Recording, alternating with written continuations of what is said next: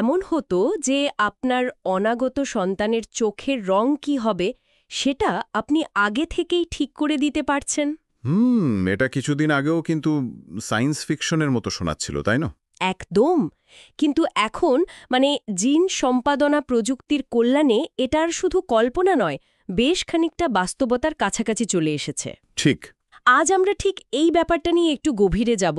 আর এখানে মূল যে প্রযুক্তিটার কথা আসছে সেটা হলো ক্রিসপার, মানে ক্রিসপার। হ্যাঁ, ক্রিসপার নামটা তো বেশ শোনা যাচ্ছে আজকাল। হ্যাঁ, সহজ করে বললে এটা আসলে একটা উম, আণুবীক্ষণিক কাঁচির মতো কাজ করে। আচ্ছা, কাচি। হ্যাঁ, মানে ধরুন ডিএনএ সূত্রের একদম নির্দিষ্ট একটা জায়গায় গিয়ে ভুল একটা অংশ কেটে বাদ দেওয়া, বা ধরুন কোনো নতুন জিনগত তথ্য সেখানে জুড়ে দেওয়া, এই কাজগুলো করতে পারে। বা তার মানে তো অসম্ভব সম্ভাবনা খুলে যাচ্ছে।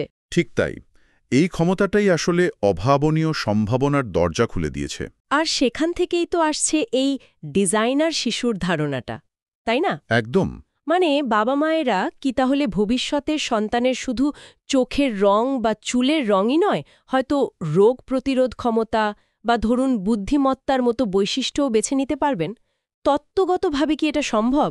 দেখুন, তত্ত্বগতভাবে সম্ভাবনা তো আছেই, কিন্তু এই প্রযুক্তি কি আসলেই এতটা এগিয়েছে? সূত্রগুলো কি বলছে? আসলে প্রযুক্তি এগোচ্ছে বেশ দ্রুতই। হুম। তবে এর প্রয়োগ নিয়ে সবচেয়ে বড় যে আলোড়নটা তৈরি হয়েছিল সেটা সম্ভবত ২০১৮ সালে চীনে। ও হ্যাঁ, ওই ঘটনাটা তো মনে আছে, বিজ্ঞানী হে জিয়ানকুয়ের ব্যাপারটা। ঠিক ধরেছেন। উনি দাবি করেছিলেন যে দুটো যমজ শিশু, লুলু আর নানা, তাদের ভ্রূণ অবস্থাতেই উনি জিন সম্পাদনা করেছেন। উদ্দেশ্যটা কি ছিল? উদ্দেশ্য ছিল ওদের শরীরে এইচআইভি ভাইরাসের সংক্রমণ ঠেকানোর ক্ষমতা তৈরি করা। কিন্তু এই ঘটনাটা তো বিশ্বজুড়ে অংশম বিতর্ক তৈরি করেছিল। শুধু নৈতিকতার প্রশ্ন না, বৈজ্ঞানিক দিক থেকেও তো অনেক সমালোচনা হয়েছিল, তাই না? একদম।